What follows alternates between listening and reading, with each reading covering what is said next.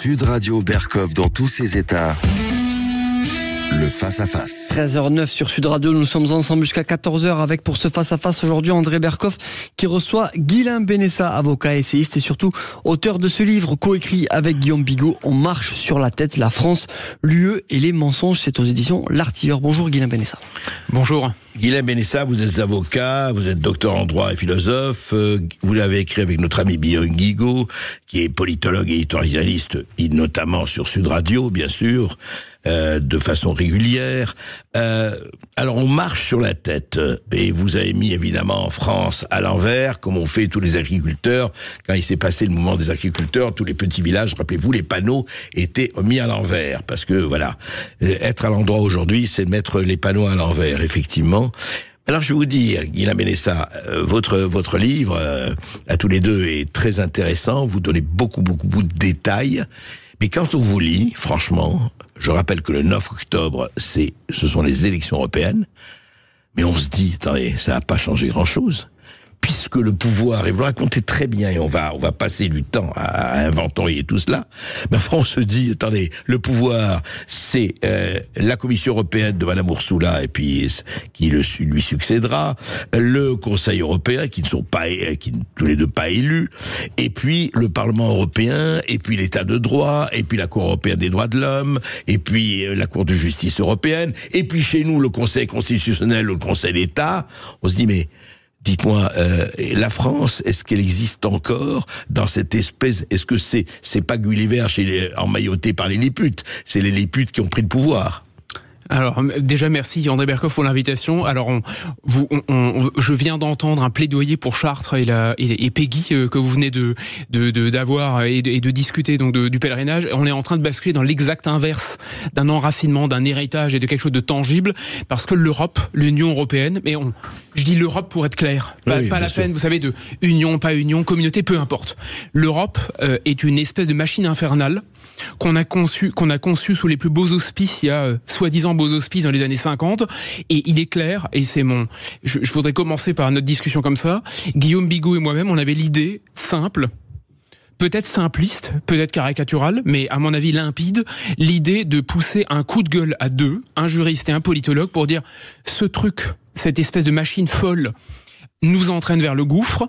Nous avons des partis politiques qui nous mentent depuis 60 ans. On a des politiques généralement qui nous mentent depuis 60 ans. Je dis bien 60 ans, parce qu'on dit souvent, vous savez, ça a dérivé, ça a déconné, l'Europe c'était bien au début. C'est pas seulement Maastricht et compagnie, c'était bien avant Maastricht. C'est que depuis le départ, ce machin nous broie, nous marche sur la tête, et je dis ce machin cette espèce de folie intégrée, comme disait d'ailleurs De Gaulle à l'époque, en fait nous marche sur la tête depuis le début, et à un moment, il faut remettre l'église au milieu du village, parce qu'on va tout droit vers des élections européennes le 9 juin.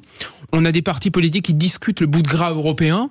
On a des partis qui essayent de nous vendre des espèces de sortes de solutions, de plans CDE, d'arrangements, de modifications de Parlement européen, de tout ce qu'on veut.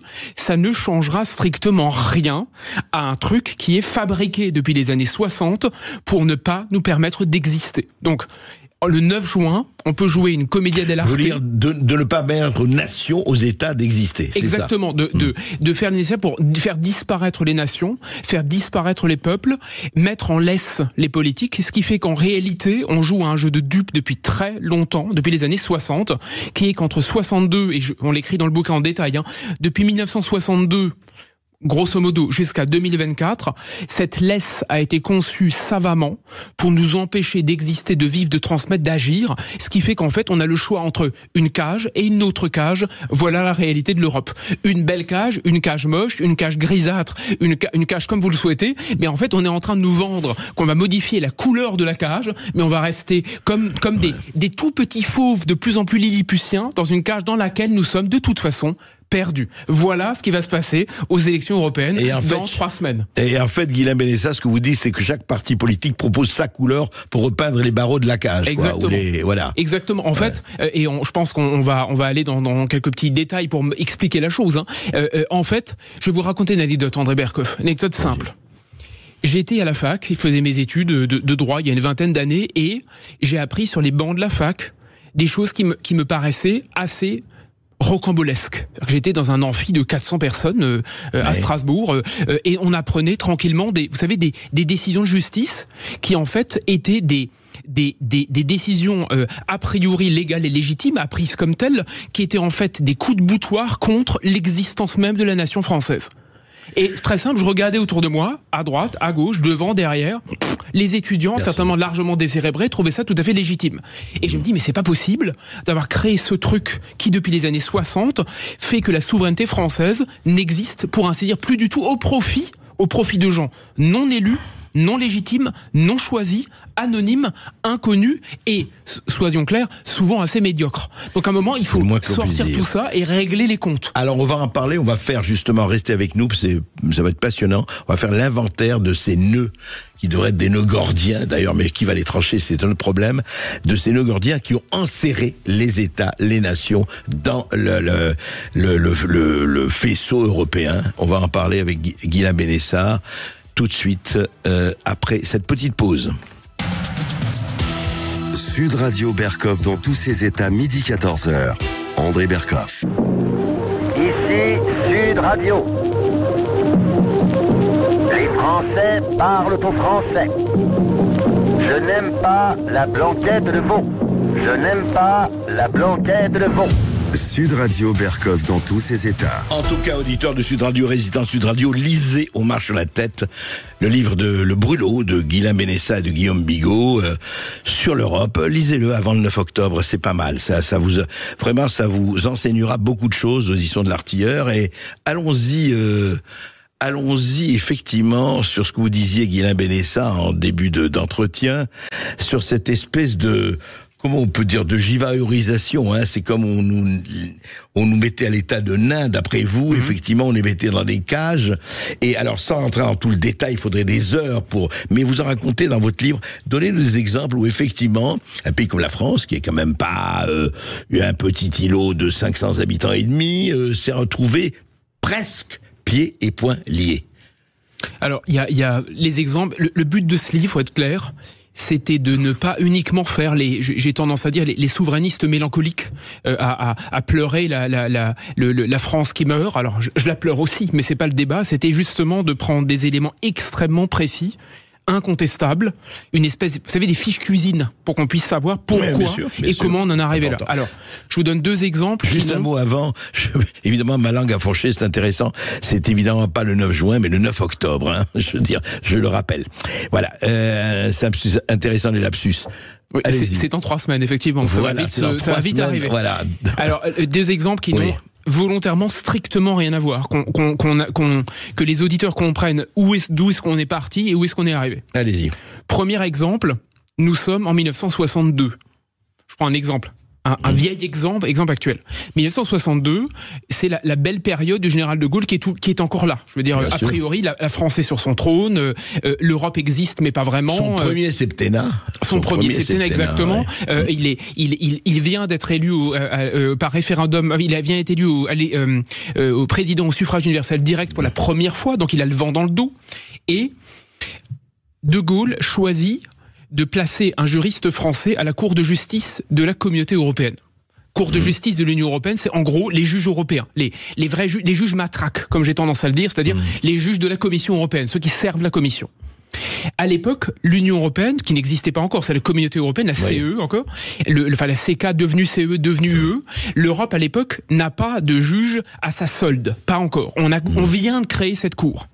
De Gaulle n'a pas conscience, la Cour européenne. C'est ça. De Gaulle n'a pas du tout conscience que cette cour un jour aura un rôle majeur. En gros, franchement, faut être clair, et j'ai vérifié un peu comment il a pu faire une erreur pareille. En gros, il s'en foutait des juges européens parce qu'il s'est quand même dit, à mon avis, c'est légitime, à quoi serviront-ils ces espèces de fonctionnaires décérébrés très lointains, je veux dire, ce machin, comme il aimait à le dire. Et il nomme un juge français à cette cour, le premier émissaire français qui siège à cette cour, qui est au Luxembourg en 1962. Cette même année, la Cour de justice, sous l'égide notamment de ce Français qui est choisi par le général de Gaulle, crée ce qu'on appelle la primauté européenne. C'est-à-dire... La primauté européenne date de 1962. Elle date de 1962. Alors, elle signifie quoi à ce moment-là? Ça veut dire que les juges... Ça veut dire que une poignée de juges, dont un juge français, décide à cette période, alors que nous avons encore De Gaulle chez nous, que l'Europe est à ses balbutiements, décide souverainement, j'ai envie de dire, dans leur coin, dans un Sénat que personne ne connaît, décide que les principes dégagés par l'Europe sont supérieurs aux droits sécrétés par les États membres. Ça veut dire quoi ? Ça veut dire que c'est le coup d'envoi de la soumission des États à des règles qui sont orientées par des juges non élus et, pour ma part, parfaitement illégitimes. Ça commence en 1962. Et pourquoi est-ce qu'à l'époque ça ne donne pas lieu, vous voyez, à des grands cris, à des cris d'effroi ? Oui, enfin, à des... oui. Pour une raison simple, c'est qu'à l'époque, les politiques s'en foutent. Personne ne pense un seul instant que cette espèce d'escouade de juges va mettre en place quelque chose qui aura l'impact que ça va avoir par la suite. Pourquoi ? Parce que nous sommes encore à l'époque où l'Europe n'est pas grand-chose. Mais il n'empêche, le souverainicide ou le viol commis par l'Europe à l'égard des États commence très tôt. Il n'a rien à voir avec, vous savez, l'Union européenne, le traité de Maastricht et tout ça, qui va évidemment accélérer la donne. Bien sûr, mais cette espèce de conspiration du silence, pour reprendre les termes de Philippe Séguin, commence en 1962. D'accord. Je prends un deuxième exemple qui n'a rien à voir et très, très actuel, et les gens vont tout à fait saisir comment on peut en arriver là. Toutes les réformes actuelles, type réforme des retraites, immigration, et tout le reste, d'accord, les grandes réformes de 2022, 2023, 2024, qui ont donné lieu à des manifestations, à des décisions du Conseil constitutionnel, à des débats dans les médias partout, à des arrangements de boutiquiers entre l'opposition et la majorité sur notamment l'immigration ou les retraites. Tous ces débats étaient vérolés depuis le départ, parce que de toute façon, à chaque fois qu'on a dit il y aura un référendum sur la question, on en a parlé à l'époque de la réforme des retraites, on en a parlé à l'époque de l'immigration. LR, les Républicains nous vendent, vous savez, comme des bons élèves un peu sympathiques, nous vendent que de toute façon, par référendum, on peut modifier la loi immigration qui a été voulue par Gérald Darmanin. De toute façon, depuis le départ, ces deux réformes étaient vérolées parce que, l'Union européenne nous en empêche. Vous dites même, pardon Guillaume, vous dites que même un référendum aujourd'hui, mettons qu'il y aurait un référendum là-dessus, peut pas modifier le règlement européen ? Très simple. Un référendum aujourd'hui, il est... À supposer qu'on décide de faire un référendum sur l'immigration, ou sur Schengen, ou je ne sais pas. Oui. Alors très simple. Si aujourd'hui on fait un référendum, admettons qu'on ait je vais le dire comme ça, un politique qui ait les couilles de faire un référendum. Il faudrait avoir des coronesses en béton armé. Ce ne sera pas demain la veille. Mais admettons qu'on ait Où sont les donneurs, mais disons qu'on trouve des donneurs. Voilà. Il faudrait avoir le courage de relancer une arme qu'on n'ose plus utiliser. Admettons, passons ce premier cap. Deuxièmement, il faut savoir que n'importe quel référendum sur n'importe quel sujet est soumis à une décision du Conseil constitutionnel, qui en réalité, donc le juge suprême français, qui en réalité est ni plus ni moins que le garçon de course des juges européens. À la fois la Cour de justice de l'Union européenne et la Cour européenne des droits de l'homme. On en parlera peut-être. Vous allez loin, de toute façon, garçon de course. Et de toute façon, ces juges européens sont eux-mêmes à la solde, ni plus ni moins, d'une idéologie européenne, des règles européennes, qui sont fabriquées par la Commission européenne, qui de toute façon sont validées par le Parlement européen, qui n'a presque pas son mot à dire. On en reparlera certainement. Ce qui veut dire qu'au bout du compte, le carcan est posé d'emblée. Et je vous donne un exemple très simple. Lorsque la loi immigration est discutée, c'est-à-dire il y a très peu de temps, on trouve une espèce de... Je ne vais pas revenir dans le détail, je raconte dans le bouquin, vous savez, en détail la chose. On a une espèce d'imbroglio entre l'opposition entre Macron et l'opposition quant à savoir est-ce que LR suit, est-ce que les Républicains sont d'accord, le RN dit tout de suite que c'est une loi qui ne servira à rien, mais K1, K1, des compromis se dégagent. On a au bout un texte qui est voté. Ce texte est soumis au Conseil constitutionnel. Le Conseil constitutionnel a censuré le texte dans les grandes largeurs. Et j'ai dit, j'étais pas le seul, depuis le départ, que de toute façon, le Conseil ne pouvait pas faire autre chose que censurer ce texte, parce que s'il ne l'avait pas fait de son propre chef, en vertu des règles constitutionnelles, il aurait été obligé de le faire en vertu de la jurisprudence des juges européens. Pourquoi ne l'a-t-il pas fait ? Parce qu'il était plus simple de dire cavalier législatif. En gros, ça veut dire quoi? Il était plus simple de dire que dans la loi, il y avait des choses qui n'avaient pas à y être, si je peux dire, c'est ça un cavalier législatif, parce qu'il n'avait surtout pas envie d'admettre la vérité. Et de se faire censurer par les Européens. Que de toute façon, en vertu de l'Europe, derrière le Conseil, il y aurait une armée de juges qui aurait fait le boulot, pour ne pas dire la Commission, qui aurait de toute façon tapé sur les doigts de la France, par le biais notamment de l'infraction. On aurait été mis en infraction par l'Europe, et de toute façon, les juges européens nous auront mis à l'amende. Donc, ça veut dire que, quel que soit le morceau par lequel on le prend, politiquement, juridiquement, diplomatiquement, il y a un verrou qui a été conçu, orchestré et totalement digéré par les politiques français pour nous interdire d'agir. On va continuer d'en parler, il y a aussi économiquement, et on va parler Absolument. de tout cela avec Guilain Benessa. Restez avec nous, l'Europe contre la France, l'Europe contre les peuples, ou pas? On en parle tout de suite après cette petite pause. Et puis vous connaissez le numéro 0826 300 300 pour réagir, pour poser vos questions avec Guilain Benessa, qui est notre invité jusqu'à 14h aujourd'hui. À tout de suite sur Sud Radio. Sud Radio Berkov dans tous ses états. Appelez maintenant pour réagir 0826 300 300. Ici Sud Radio. Les Français parlent au français. Les carottes sont cuites. Les carottes sont cuites. Sud Radio Berkov dans tous ses états. On marche sur la tête, c'est pas nouveau, mais là, ça devient presque une doctrine de gouvernement, depuis quelques décennies d'ailleurs. Guilain Benessa, Guillaume Bigot, c'est le titre de votre livre, La France, l'Union Européenne et les mensonges. Alors parlons de cela, Guilain Benessa. Est-ce que c'est vrai, on le dit, alors les gens le contestent, est-ce que c'est vrai qu'aujourd'hui 80% des lois françaises sont des lois européennes à peine déguisées? Alors, j'ai envie de vous dire, le chiffre, pour répondre clairement, le chiffre de 80, il me paraît très largement sous-évalué. Sous-évalué. Sous-évalué. Alors, je m'explique. Ouais. Dans le bouquin, vous savez, André Berkov, j'ai fait mes petites recherches. Je veux dire, j'imagine. Vous avez et en faisant une petite recherche, j'ai vaguement un peu travaillé pour vérifier ça, parce que vous savez, je sais plus qui disait ça récemment. Quand on pense mal, faut travailler beaucoup. Parce que vu que ça coule pas de source, faut se justifier. Alors, pour le chiffre de 80%. On tombe très rapidement, les auditeurs peuvent le faire, sur un rapport sénatorial d'il y a quelques années avec Fabienne Keller, qui est franchement l'eurobéate par excellence, qui a rejoint Macron par avoir été UDF, LR, enfin bref, qui a épousé le chemin classique. Fabienne Keller, qui elle-même reconnaissait, alors qu'elle a envie de soutenir à fond l'Europe, qui reconnaissait dans un rapport sénatorial que 85% du droit de l'environnement et du droit de l'environnement au sens très large du terme, 85% du droit de l'environnement est directement le fruit de la réglementation européenne. Et notamment des directives européennes, 85%. Le problème, il est simple, pour que les auditeurs comprennent bien. Pourquoi est-ce que ce chiffre de 80% est constamment contesté par les fact-checkers et les décodeurs en bataille, en randonnion, pour dire c'est pas vrai, c'est les chiffres du RN, c'est complotiste. Très simple. Les fact-checkers, souvent des fake-checkers, mais c'est autre chose. Exactement. Alors, parce qu'en réalité, je disais tout à l'heure, pour bien comprendre l'armature européenne, on ne peut pas s'en tenir à une règle ou deux règles. C'est-à-dire que, quand je disais primauté européenne, cette fameuse primauté ne vaut pas que pour le traité sur l'Union européenne, le grand traité, vous voyez, le texte cadre. La primauté, petit à petit, par l'effet de toute une batterie de règles que je rappelle dans le bouquin, cette primauté vaut pour tout le bloc européen. Ce qui veut dire que directive, règlement, texte source, arrêt de la Cour, etc., tout ça vaut dans un bloc qui s'impose. Ce qui veut dire que, je prends un cas d'école. Oui, prenons les cas demain, concrets. Vous votez une loi.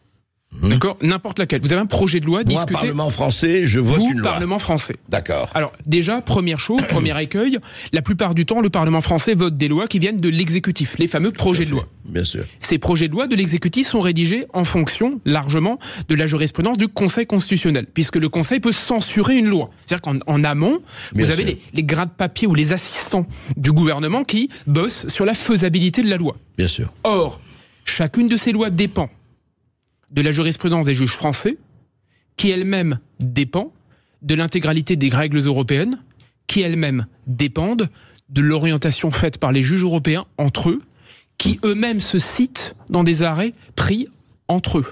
Ce qui veut dire que c'est l'entre-soi au sommet, total. Complètement. Ce qui veut dire que ce serait stupide de dire il y a 81 ou 78 ou 75% des règles qui sont d'origine européenne. Parce que de toute façon, le mur européen, si vous voulez, le mur de briques, il se fend d'une brique de plus chaque jour. Ce qui fait que le maçon européen, j'ai envie de dire, le maçon fou, qui sont les technocrates européens, il suffit demain qu'il y ait un arrêt de plus qui soit rendu par la Cour de justice de l'Union européenne, qui constitue un verrou invisible, mais de plus par rapport au texte que nous pouvons nous aller, si vous voulez, nous, consulter. Français, on peut, oui, c'est exactement, ça. Ce qui veut dire qu'il y a règlement, directive, recommandation, avis, texte cadre, arrêt, décision, 7 normes ou 7 lexiques, si vous voulez, qui sont déjà autant d'interdictions. Donc quand j'entends dire 80% sont le fruit des directives, on ne parle même pas de tout ce qui vient derrière pour orienter, interpréter et mettre en musique les directives. Et donc, c'est une véritable muraille de Chine. C'est une muraille de Chine, absolument, qui a été construite avec une visée depuis claire. Depuis 62, vous dites. Depuis 62, par 80 ans. 80 ans, et je persiste et je signe, qui a été construit à la fois 60 ans, pardon, 60 à la fois par des gens qui n'aiment pas leur pays, ou par des gens qui ont abandonné leur pays, ou par une technocratie qui a oublié que les pays existaient, ou juste par des gens résignés qui se disent aujourd'hui, et ils sont légion, finalement à quoi bon ? On ne peut rien faire. Puisque la machine est en place. Donc c'est plus simple, vous savez, pour des histoires de salaire, de poste, de simplicité, de tranquillité, de voix, de questions électorales, de faire comme si finalement tout ça avait vocation à ne pas pouvoir être réellement modifié. Donc aujourd'hui, je veux dire, si on était provocateur, vous diriez que la France est un pays occupé par l'Europe, comme toutes les autres nations.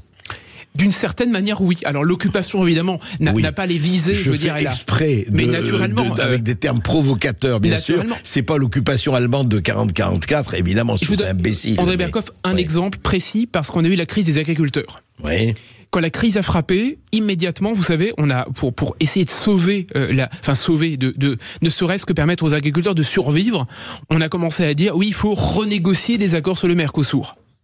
Oui, les fameux accords de libre-échange. L'Amérique latine, le Mercosur. En disant, on peut pas faire entrer une flopée de produits, qui ne coûtent rien en Europe pour laisser... Et qui ne sont pas faits selon nos normes à nous. Exactement. Bien sûr, qui ne respectent pas les normes environnementales. Ce que j'ai fait, vous savez, j'ai fait juste un boulot de juriste, c'est tout ce que j'ai fait. J'ai pris les règles en vigueur s'agissant du fonctionnement des traités, du traité de libre-échange et de la façon dont ces traités sont à la fois négociés et sanctionnés. En gros, ça veut dire quoi ? Je me suis attaché à savoir si oui ou non on pouvait sanctionner un pays qui ne respectait pas les normes environnementales édictées par ces traités. Question de base. En gros, si demain les pays du Mercosur ne respectent pas ces règles, que risquent-ils ? Pas compliqué. Et ben alors, que risque-t-il ? Il y a 2 domaines dans lesquels les traités jusqu'en 2023, à voir s'il y aura des renégociations, jusqu'en 2023, ces traités ne donnaient jamais lieu à aucune sanction si les pays ne les respectaient pas. C'était 2 domaines. Le social et l'environnemental.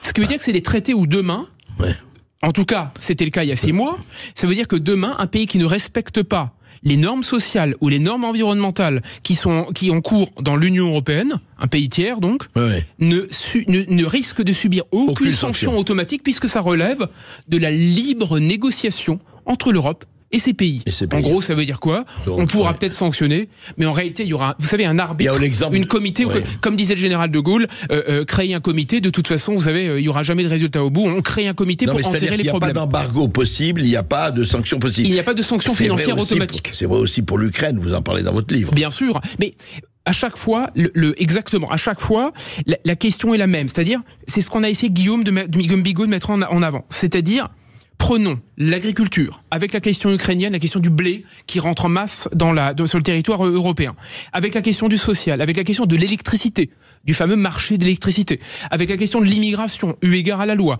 avec toutes les questions qu'on peut s'imaginer, à chaque fois, nous avons soit des règles de libre concurrence qui nous empêchent d'agir, soit des méthodes de sanctions inexistantes, ce qui fait qu'on ne peut pas taper sur les doigts des pays tiers qui ne respectent rien, soit des règles ubuesques qui nous empêchent d'agir, soit des verrous posés par les fameuses règles de la majorité ou l'unanimité au niveau des instances. Ce qui fait qu'au bout, on ne peut jamais rien faire, puisqu'on est obligé de suivre une voie et une voie exclusive. Tout le reste, c'est de la littérature. Alors, Guilain Benessa, soyons clairs, ce que vous dites. Alors maintenant, il ne faut pas se raconter des histoires. Vous dites, si on vous écoute et si on vous croit, enfin si en tout cas vous donnez les faits, pourquoi on va aller voter le 9 octobre ? On va voter sur quoi ? Non, mais soyons clairs. Premièrement, moi, j'ai cette tendance à dire ça, qui est peut-être un peu trop rapide et peut-être trop brève. Aller voter, j'entends depuis longtemps, aller voter, c'est un geste citoyen, vous savez, et j'ai tendance à le croire. Hein. Je veux dire, pourquoi pas je sais, on va me faire la litanie de les générations précédentes se sont battues pour qu'on ait le droit de vote, etc. Vrai. Je ne dis pas le contraire. Les gens, les électeurs qui hésiteraient quant à la marche à suivre au 9 juin, déjà, je leur conseille de lire le livre, parce que c'est exactement ce qu'on a essayé de faire, c'est d'expliquer pourquoi et comment ce jeu fonctionne pour le 9 juin. Et deuxièmement, vous savez, André Berkoff, je suis de la génération qui voit d'un œil un peu, comment dire, sceptique, étonné et résigné un jeu électif pipé d'avance. Je m'explique, et je ne veux pas tourner autour du pot. Si je résume la situation de la démocratie française, nous avons une élection présidentielle qui se résume à, globalement, deux camps, le camp du bien contre le camp du mal. On a le camp de la liberté éternelle et de la non-discrimination, Emmanuel Macron. Et le camp des jours les plus sombres de notre histoire. Le camp des heures les plus sombres, dont on va m'expliquer qu'ils sont diabolisés à l'entre-deux-tours des présidentielles, où tout d'un coup, ce sera la peste brune. Nous avons ensuite des élections intermédiaires qui ne servent quasiment plus à rien. Vous perdez une élection législative, vous abusez du 49.3 pour mater l'opposition. Vous avez des élections intermédiaires type élections régionales et consorts, honnêtement, tout le monde s'en fout. Vous avez des élections européennes, je pense qu'on en reparlera encore aujourd'hui. Vous avez un Parlement européen qui est une tour de Babel, vous votez pour des partis qui n'ont pas les mêmes langues, pas les mêmes enjeux, pas les mêmes intérêts, on l'a vu avec le vote pour la transparence, on en a parlé ici longuement de transparence des contraintes Pfizer et l'Union européenne. La majorité a voté contre la transparence, c'est fabuleux. Exactement, donc vous avez une démocratie d'apparat, et au bout de tout ça, vous avez en plus la disparition du référendum. Ce qui fait que, évidemment, je ne peux que dire aux gens, il faut comprendre le charivari, enfin l'espèce de western circus, pour prendre un titre d'album de Lucky Luke presque trop noble par rapport à l'illégitimité pour moi des élections européennes, mais c'est un western circus qu'il faut décoder. Mais ensuite, je pense qu'il faut aller voter, même si pour voter blanc, dans la mesure où l'intérêt, c'est soit de marquer le coup d'une certaine manière, plutôt que d'aller pêcher à la ligne. Par contre, je serais obligé de vous dire, je suis tout à fait honnête, que j'ai une tendance moi-même à vouloir pêcher à la ligne lorsque je vois, je veux dire, l'absurdité que constituent les élections européennes et l'absurdité d'un Parlement européen qui, depuis le départ, n'a jamais servi à rien. Et il y aurait, je raconte dans le bouquin, beaucoup de choses à raconter sur la bêtise absolue que constitue le Parlement européen. Et vous le racontez aussi dans le livre auquel je vous renvoie. Je crois que nous avons un correspondant là. Vous voyez, c'est Guy de Paris qui nous appelle au 0826 300 300. Bonjour Guy. Bonjour Guy. Bonjour Sud Radio, bonjour messieurs, merci pour cette intervention, c'est une très bonne intervention. Moi j'ai 73 ans, ça fait plus de 50 ans que je m'aperçois que mon pays part en déliquescence, qu'il n'y a pas de véritable dirigeant, de personnes de pointe capables de protéger les entreprises et non pas de se soumettre pleinement à cette Europe, et notamment à Madame Merkel. Il y en a une qui a fait beaucoup de mal à la France, c'est Madame Merkel, entre autres. Donc, nous sommes soumis depuis 50 ans. On n'a pas de dirigeants qui aient des tripes, en fait, voilà. Et qui soient de véritables gestionnaires, quand on voit ce qui est devenu l'énergie, etc., etc. Donc, je ne sais pas comment je vais faire pour voter. Est-ce que je vote blanc? Parce que je vais voter, mais est-ce que je vote blanc qui montre, comme le vote blanc n'est pas pris en compte, j'aimerais qu'il soit pris en compte du reste. Si on arrive à, par exemple, 30-40% de vote blanc... C'est sûr que ça marquerait, ça marquerait, c'est clair. Je pense que ça marquerait. Bon, je suis sur le point peut-être de voter blanc parce que je ne vois pas de leader capable de contrer cette direction européenne qui n'en a rien à faire de l'Europe, qui est surtout dans une idéologie complètement dévastatrice et c'est incroyable. Incroyable. Moi, je me suis battu avec ce syndicat de chefs d'entreprise pendant des années pour protéger les entreprises, empêcher les entreprises de partir de France à cause des taxations énormes. On s'est battu. Ça a demandé du temps, du sacrifice. Bon, j'ai fait mon boulot. J'ai 73 ans. Je me suis battu. J'ai fait mon travail. Arrivera ce qui arrivera. Voilà. Merci Guy. Voilà ce que j'ai à merci. dire. J'ai 73 ans, je ne sais pas comment voter à la limite. Mais écoutez, en tout cas, c'est à vous de décider et à vous évidemment de choisir. Pour revenir, Guilain Benessa. Petite remarque, si vous permettez, sur l'intervention de Guy à l'instant. ce qu'il fallait aussi, enfin, en tout cas, moi j'étais très intéressé et très attaché à ça dans notre livre, à montrer comment, pour répondre exactement à l'interrogation qui a été soumise à l'instant, montrer comment ces personnages qui nous gouvernent sont fabriqués. Parce que on a trop l'impression, vous savez, que l'Europe est un sac de nœuds incompréhensible, comme une espèce de pyramide un peu folle. Surtout la novlangue, voilà, le vocabulaire, etc. Le vocabulaire, directive, règlement, etc. On n'y comprend rien. Et en fait, ce qui est intéressant, et c'est pas une réponse malheureusement très très satisfaisante, mais elle doit être, à mon avis, être donnée, c'est qu'on a des hommes de chair et de sang qui nous ont mis pieds et poings liés à cela. C'est-à-dire des gens qui, comme par hasard, ne viennent jamais du privé naturellement, sont passés tranquillement par Sciences Po, ensuite à chaque fois basculent du Conseil d'État, la plus haute juridiction administrative française, jusqu'aux instances européennes, qui reviennent ensuite pantoufler en France, vous voyez, par un espèce de jeu de vases communicants, ce qui fait qu'à mon avis, je crois profondément qu'au bout du compte, nous avons des gens qui n'ont plus du tout, qui ont au mieux été déconnectés, voire ont quasiment trahi le peuple français qui est extrêmement loin de leurs yeux. Finalement, quand vous passez 25 ans à bosser à Bruxelles, que vous avez été nommé plusieurs fois, que vous avez été renommé, que vous avez passé des mandats après mandats dans des instances surpayées, faut aussi le dire, je pense qu'à un moment, le peuple français, vous savez, le peuple peuple péguien, quelque part, il a disparu de vos yeux. La rempailleuse de chaises vous paraît très loin. Non mais Einstein l'a dit très bien, on va pas demander aux gens qui ont causé ces méfaits ou c'est d'en tirer les conséquences et de les corriger. Mais justement, je voulais venir à cela, parce que vous en parlez aussi dans votre livre. Alors, vous êtes lucide et pessimiste, peut-être, mais vous dites très bien à un moment donné, et vous n'êtes pas le seul, mais écoutez, ce qu'une loi a fait, une loi peut le défaire. Ce qu'une constitution a fait, une constitution peut la défaire. C'est-à-dire que ce n'est pas inéluctable, on n'est pas dans l'irréversible, ce n'est pas la guerre nucléaire, ce n'est pas l'arche de Noé et le déluge.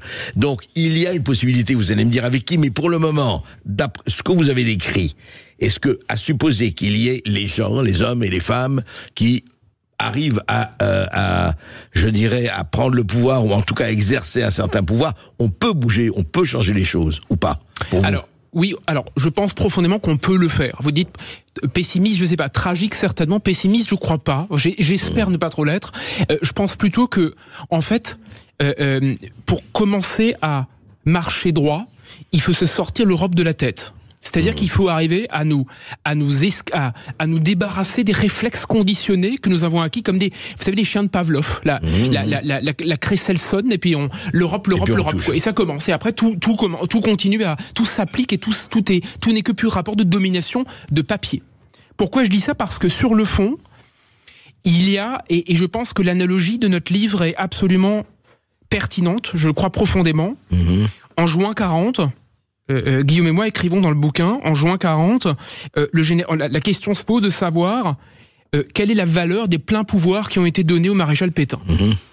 L'Assemblée française a confié les pleins pouvoirs à Pétain et il devait y avoir par la suite une potentielle consultation des Français sur cette question, qui n'a évidemment jamais eu lieu.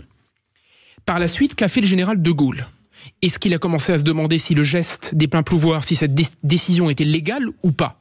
Est-ce qu'il a entrevu l'idée qu'il fallait s'en débarrasser de fait, ou qu'il fallait commencer à discuter des conditions dans lesquelles juridiquement cette décision était prise? Absolument pas. Il a dit c'est illégal et illégitime, je débarrasse tout et je recommence à zéro.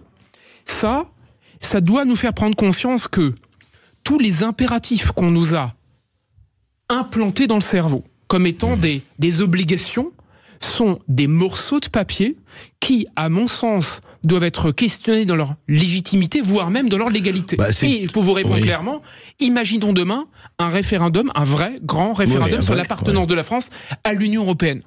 Une armée de juristes va vous dire que c'est impossible. Si on fait, là je ne vais pas vous noyer sur les détails techniques, vous dites que c'est possible. Mais moi je dis que c'est parfaitement possible. Alors justement, on va en parler juste après cette petite pause et je crois que nous avons un auditeur. Oui, après cette petite pause, 0826 300 300, à tout de suite sur Sud Radio. On est toujours avec Guilain Benessa, tout de suite. Sud Radio Berkov dans tous ses états, midi 14h. André Berkov. Ici Sud Radio. Les Français parlent au français. Je n'aime pas la blanquette de veau. Je n'aime pas la blanquette de veau. Sud Radio Berkov dans tous ses états. Toujours avec Guilain Benessa qui est notre invité jusqu'à 14h. Et puis 0826 300 300, nous avons Gilles qui nous appelle depuis les Landes. Bonjour Gilles. Bonjour Gilles. Bonjour à tous, bonjour M. Berkoff, bonjour à votre invité. Bonjour. Bien entendu, complètement d'accord avec ce qui est en train de se dire, mais il y a une chose qu'il ne faudrait pas oublier. On a deux candidats, évidemment, qu'on ne voit jamais, parce qu'ils sont que très rarement invités sur les plateaux. Le premier est M. Asselineau et le second est M. Philippot, qui prônent tous les deux la sortie de l'Europe au plus vite. Alors, j'entendais un des auditeurs tout à l'heure qui disait qu'il allait voter blanc. Je suis désolé, faut pas. Il y a deux personnes. Alors même s'ils vont faire 1%, 1,5%, peut-être 2, je sais pas exactement, mais quand même, ne les oublions pas. Ouais. Et ce sont des gens qui ont des vrais programmes. Il parlait tout à l'heure aussi de Madame van der Leyen. Monsieur Philippot fait partie d'une association qui a porté plainte contre elle, et je pense qu'on va arriver à quelque chose au sujet des SMS et ainsi de suite. Oui, voilà. tout ça, oui. Simplement pour vous dire ça, mais n'oublions pas qu'on a quand même deux candidats qui sont pour la sortie de l'Europe et qui font tout le tour. Voilà.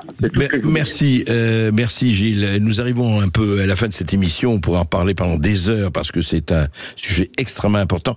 Juste un mot, Guilain Benessa. Effectivement, François Asselineau et Philippot prennent le Frexit. Ce sont les deux seuls. Mais vous, en fin de livre, vous prenez le Bruxit. Qu'est-ce que ça veut dire? Quelle est la différence pour vous entre Frexit et Bruxit? En fait, alors, je vais vous répondre clairement, mais tout d'abord pour faire le lien avec l'auditeur.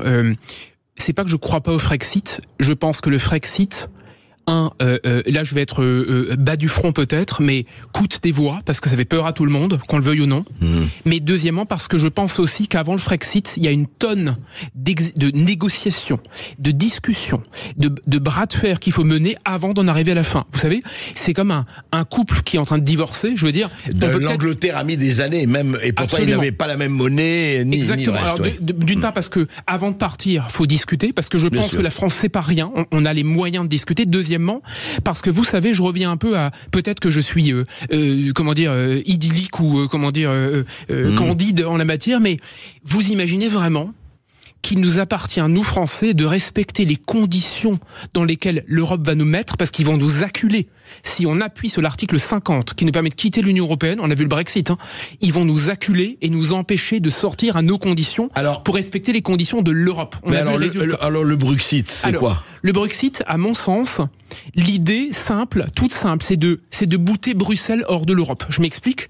Bouter Bruxelles, ça veut dire quoi? Ça veut dire négocier la mise au pas de Bruxelles et des sbires de Bruxelles telle que Bruxelles aurait dû fonctionner à l'origine. C'est-à-dire une commission dont on renégocie immédiatement les compétences, c'est-à-dire sortir de tout ce qui nous arrange pas en quelque sorte, et surtout, et là j'insiste lourdement, vous savez, qu'est-ce qui nous empêche de dire aujourd'hui, j'arrête de respecter les règles européennes que je ne veux pas respecter? Qui nous l'empêche? Oui, les juges européens, mais en même temps, tant que nous refusons de reconnaître qu'il nous appartient pied à pied, de dire je refuse de reconnaître ce qui n'est pas légitime depuis 60 ans, ça veut dire qu'on se bat pied à pied. On se bat pied à pied, on doit le faire pied à pied, et il faut, si vous voulez, il faut nous débarrasser de tout. D'accord, bienvenue. Nous débarrasser de tout en envisageant peut-être un divorce en situation limite. Mais d'abord, nous débarrassons et discutons. Ozac est bienvenue aux travaux d'Hercule, mais c'est pas mal. Merci Guilain Benessa d'avoir été avec nous. Je rappelle votre livre On marche sur la tête, la France, le lieu et les mensonges. C'est écrit avec Guillaume Bigot aux éditions L'Artilleur. Merci à tous de nous avoir écoutés. On se retrouve demain entre midi et 14h avec André Berkoff, et tout de suite c'est Brigitte Lahaye sur Sud Radio demain. Sud Radio. Sud Radio. Parlons vrai. Parlons vrai. Sud Radio. Parlons